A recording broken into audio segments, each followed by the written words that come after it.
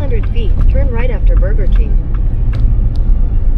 After Burger King, turn right to the east 1160 south. Then you'll turn right. Well, we've entered Utah, and we need to stop at this trailer dealership to get our hitch worked on, and hopefully the parts have come in. Turn right, then your destination will be on the left.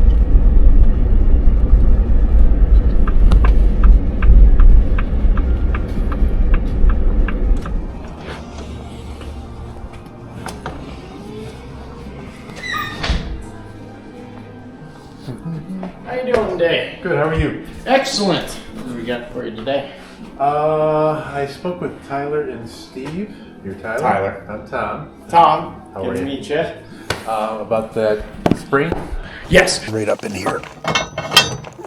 And locks. And there's a little spring mechanism that is gone now.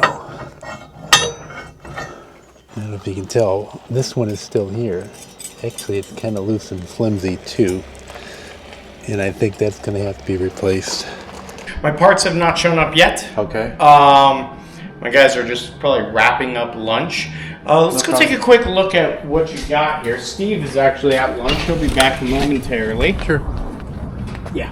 So what it's going to come with is it's going to come with all of it. It's going to come with this piece, that piece, this little one that slips in there, and the whole spring thing, and I got you too, so we should be able to replace both of them here. This one, you can see the bottom part's missing, and it doesn't have that springiness to it. Yeah, they don't really do any good if they don't stay in, right? No. So, they're gonna have to disconnect the trailer and truck anyway. Okay.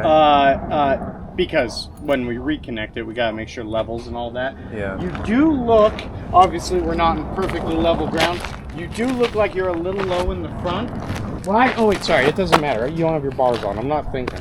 Yeah. So yeah, it's gonna look off. If you would like, while we have to wait for parts and everything anyway, if you want to bring it up over this way, maybe park it kind of in line with that horse trailer and stuff. Doesn't have to be all the way over there. The truck facing that direction or that direction? Oh, we can point in that direction. Doesn't matter. I got a forklift that can pick it up. And you could drop the trailer, and then if you want, haul around, go grab yourself some lunch. Doesn't matter. It's probably going to be another hour to two before my parts come in. So drop and rise is going to be where these holes are, right? Yeah. The shank diameter, this is a 2-inch shank. Right. You have it into a 2.5 adapter right into there. Yep. So if you were to get a new shank, this basically would be the same. Yes. But then here, from here back, would be 2.5 inches. Okay. Correct. All right. Yeah. So you could still use this hole. Absolutely. Okay. Absolutely. Yeah, because you said you had a bit of movement and stuff back there when you were moving around, right? Yeah. Well, over time, like this will be like right now. These little washers are loose. So, after we're done, just so you are aware, that is something that you should be checking regularly, maybe like once a trip or so. Yeah. There's a little set screw right here. Right. Okay. So make sure that one's tidied up. But yes, I can clearly see that stuff has shifted. You can see where it's cut into the paint. And I've moved it back before, and I always thought that maybe it was the play in this, and it was just, constantly... So, I'm sure that it has some part of a little bit to do with it. Yeah. They can kind of shift on their own over a long period of time. You gotta remember, they have hundreds and hundreds of pounds of tension on it. Right. While your brackets here, you can see where they were, where they have been, where they are now. Move those. Yeah, it's one of those where ideally you don't have to do it except for maybe check on it once a year. Yeah. And 9 times out of 10, they're still in the right position. Mm-hmm.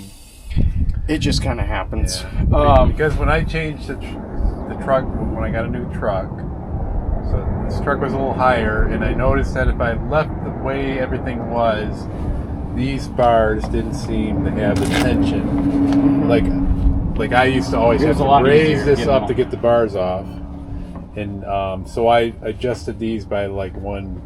I think I So, just so you are aware, when you adjust the L brackets, that actually adjusts the pitch on the front of the truck. Okay. When you adjust the head positioning, that adjusts the trailer more. Okay. Technically, they both kind of adjust both, but primarily, you adjust that L bracket, that's going to bring your truck, the front end of your truck, down lower or up higher, depending on how much your offset is. Right. It's opposite. But Right now, it won't matter because once we're done, we'll have you set up for exactly this truck and exactly this trailer. You just keep everything in line. Okay. Mm-hmm. All right. All right, there we go. You want me to move up and make it easier? Maybe. Let's see if I can pull this out. There we go.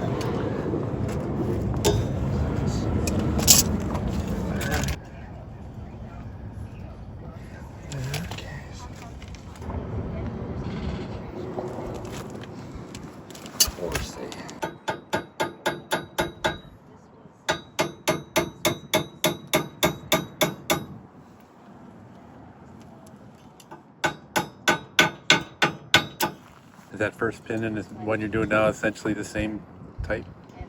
Yeah, it's Yeah.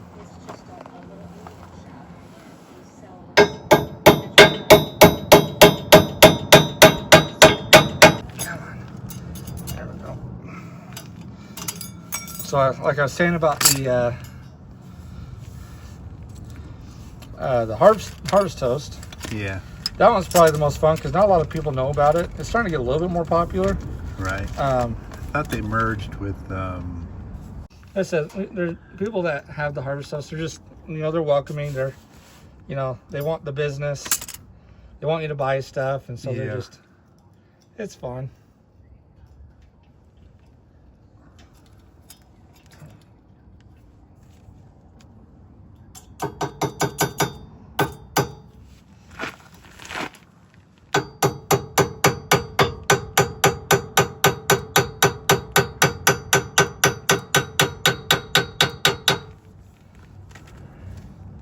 Say that looks. What's the other side in? So it's a little high, but not terrible. A little pin that goes in, and then you put these little washers on it, Okay. and that changes the pitch. Okay. So if you had a couple more of those, you can add, maybe you can add one, maybe two more, and you can change that pitch downward, Okay. and then move this section down a hair. And what does the bolt under here do? The one that's right here. Oh, right there, I think it is. Oh, that just tightens the bottom there.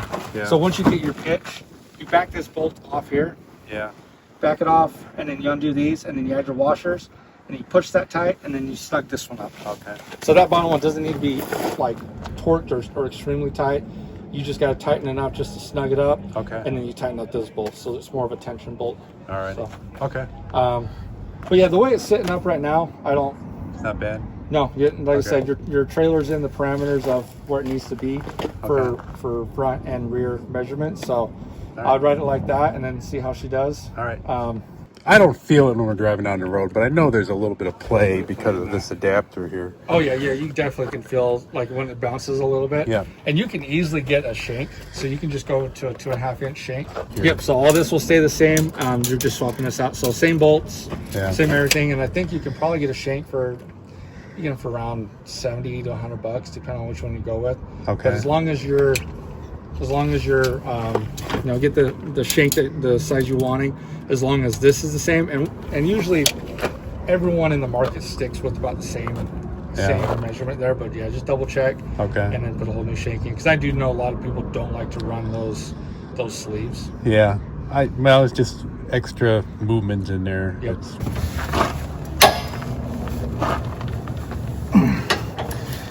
These are ridiculous on torque. There we go. How many pounds is that? 200. Oh, jeez. That's probably more than my impact. There we go. Yeah, they range anywhere between about 2 and 250. They're definitely loose.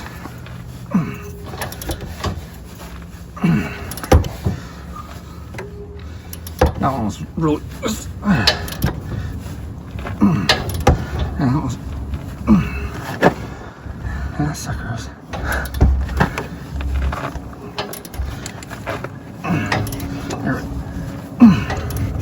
Yeah, but Okay. Yeah, they were loose. yeah. Okay. Then we park, and this lady comes up and she's carrying one of my bars. Oh no. And she goes, "This fell off the back of your truck." And I said, "Oh, that's mine. I need that." Yeah. And I thanked her for picking it up, but yeah, I'm glad it happened in a Walmart parking lot and not on the freeway or something. So. Yeah. We are in our final home stretch. The last state that we're really going to concentrate on is Utah. We're going to be visiting Zion.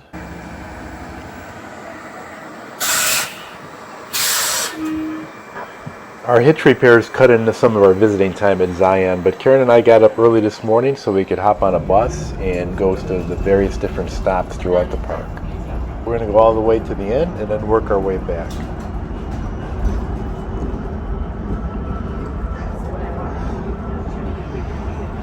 Alright, if you take the last stop on the bus, it's going to take you to an area called the Narrows, which is the most popular hiking area in the park. Now, as you're looking at this relief map, you get an example of what the park is like. Basically a narrow canyon area with tons of sheer rock faces.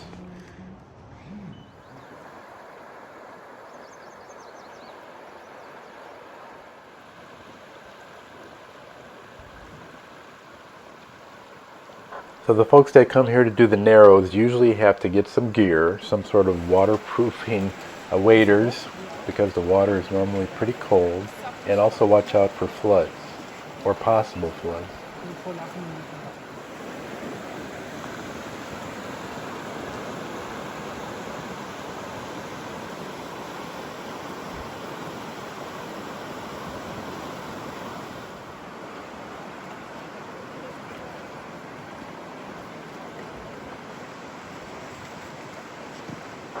Now, as we've been traveling out west, we've been documenting a lot of the different movies that were shot in certain areas, and Zion is a pretty popular spot for a lot of film locations.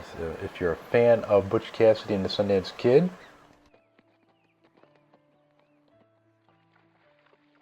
a lot of scenes from that movie were shot in Zion National Park. It's a favorite of Robert Redford. He shot some other movies here that we'll talk about in a little bit. But multiple scenes were shot down here in the Slot Canyon and the area around Zion National Park. That's a country, stupid. Central or South America, one of the other. There's also a slowly increasing condor population that is monitored. Many of these condors are tagged with radio beacons. They resemble buzzards, but they are condors.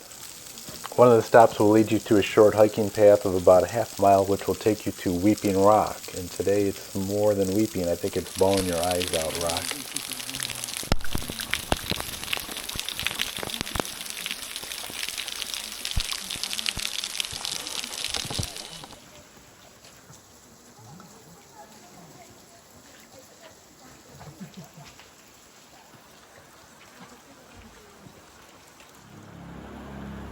We hit most of the stops on the way back, taking the bus, and it was very nice scenery, very beautiful. We're a little short on time because of the hitch repair to our trailer, but there's also more to Zion that you can see by car.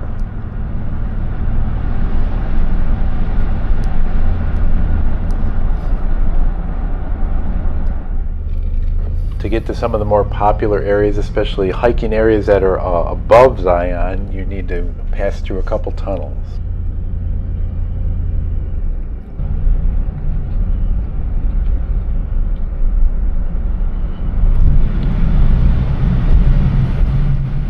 These tunnels are pretty unique because they use the rock face as letting in natural light. There's little openings where you can see Zion down below.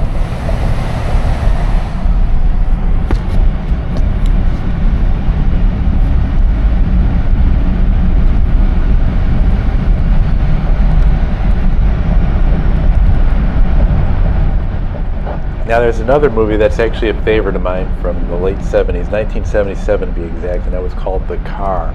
The car was possessed by the devil and went on a rampage, and a lot of the scenes were shot here in Zion. Oh! Well, how's that for slow? Oh, man.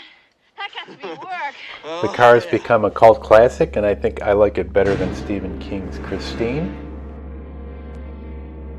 So the car just goes on a rampage in this Utah town, and basically all it does is run people over, or run them off the road off of a high bridge where they plunge to their death. But the thing I remember most about the car is the car itself and its air horn. One day. Yeah.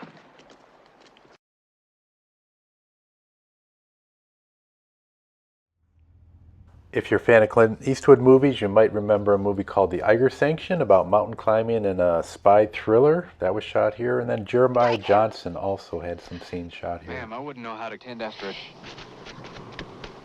The trail was wide and narrow. The eagle or the sparrow showed the path he was to follow. Are you all right? Sure, I got a fine horse under me.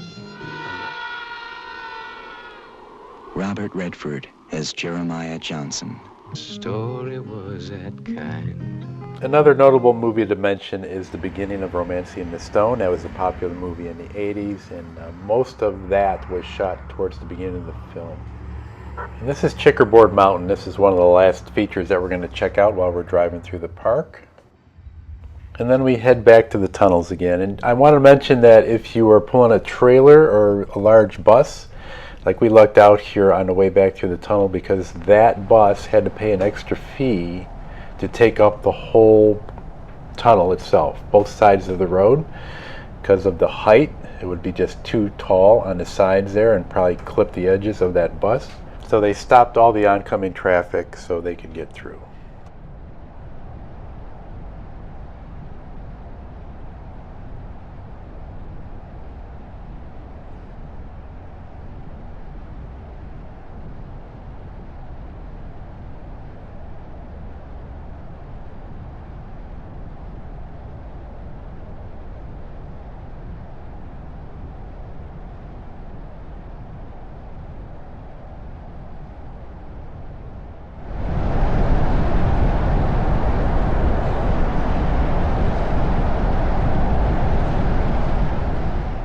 Our last night hanging out in Zion, we're back at the campgrounds. It's the White Bison Glamping and RV Resort, and the reason they call it that is because they have white bisons there.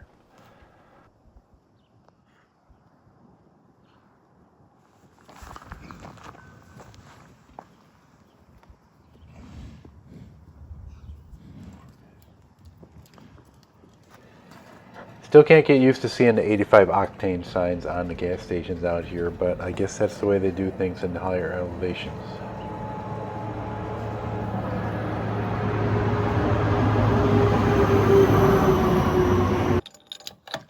So this was a first for us. We made a little mistake on leveling the trailer. Actually, we got to level it in such a way that the trailer's got to come down really low, and our spacer block is just too high for it. And we're already disconnected. So rather than reconnecting the trailer and trying to remove that block, I just got out a bottle jack.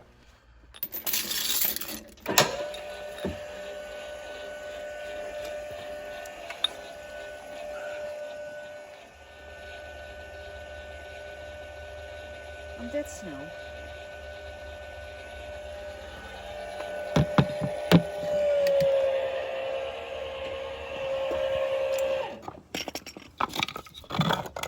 So we're here in Bryce right now. It's right around 8,000 feet above sea level. It's a little bit chillier than we've been used to the past couple weeks. We've gone from shorts back to long sleeves and heavy coats. It went down to 23 degrees last night. And we actually had a little bit of snow falling here when we first got here yesterday. Nothing that stuck or nothing that accumulated. It was a little bit of a change of the weather that we were used to. So far, all the national parks in Utah have been great. Zion and Bryce both have a shuttle system similar to like the Grand Canyon and some of the other national parks. They prefer you to take the shuttle. One of their shuttles will replace 47 cars on the road here. So we tried to use the shuttle in Zion, and we made all the stops there. We were kind of short on time because of the repairs that we needed with our hitch, and we kind of missed out on a half a day of our time in Zion. So we tried to make the best of it by just hitting every bus stop that there was, seeing those attractions.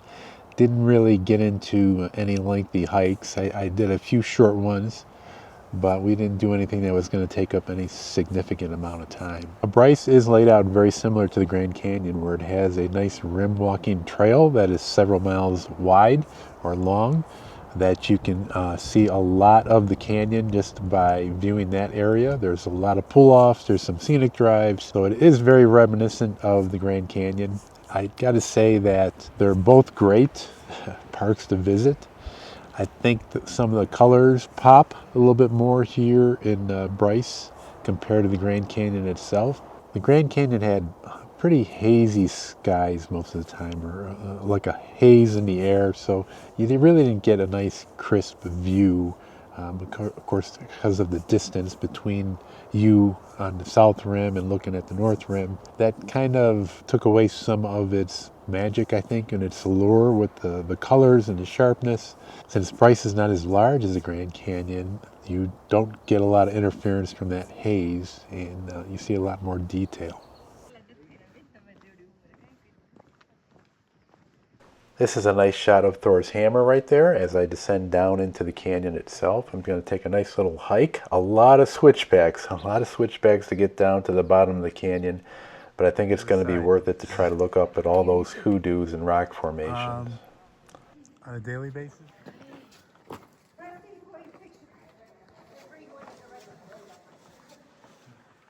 Almost down to the bottom, you can see two bridges right there.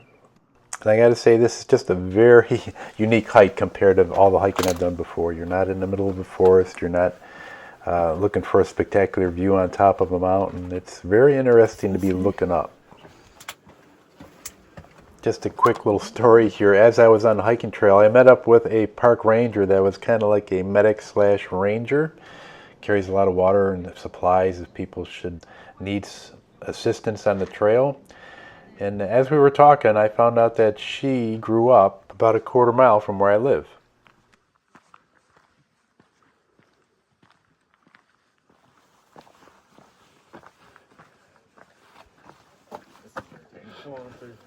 You got me outnumbered, come on. So if you remember all those switchbacks at the beginning, it was not too hard for me because I was going down. All the people that were coming up were really struggling. And now as I'm coming up, it's more of a gradual rise in elevation. So it is not too bad. A lot of people prefer going the other direction, but I like the way that I went. So it's time to finish this hike, get back to the trailer for a little dinner, and then I want to come back here for sunset. There's supposed to be about 2 hours after the sun goes down before the moon comes up. So I'm going to see if I can get some astrophotography.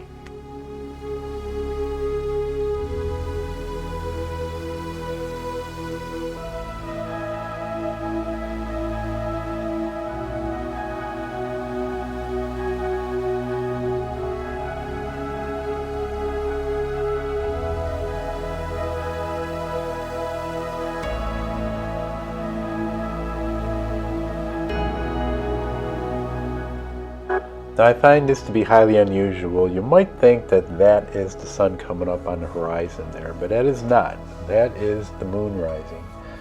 And this is the first time I've ever seen something like this taking pictures, is that it looks like a sunrise, but again, it's the moon coming up.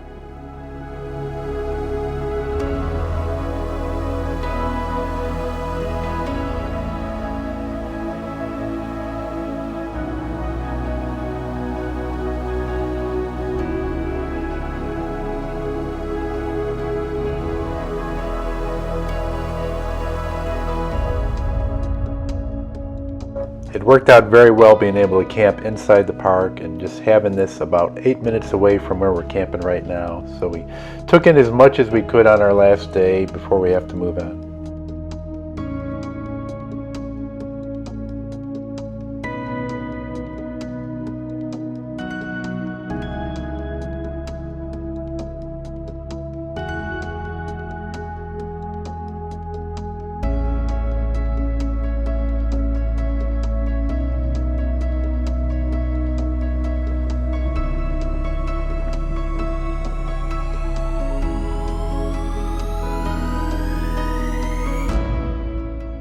Well, I thought I could get through all of Utah in this video, but looking at the clock on the wall, we're coming up on 25 minutes. I still have 2 national parks to go, and we still have to make our trek back to Ohio.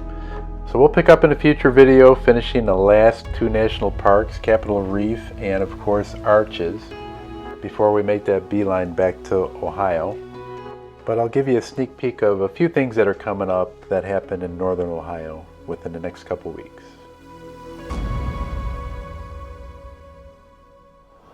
Okay, that is going to do it for today. I appreciate everybody watching. Hope you enjoyed. Subscribe to these videos. Click on that little bell when you want to know when a new one is coming out. and keep an eye on us. Take care, everybody.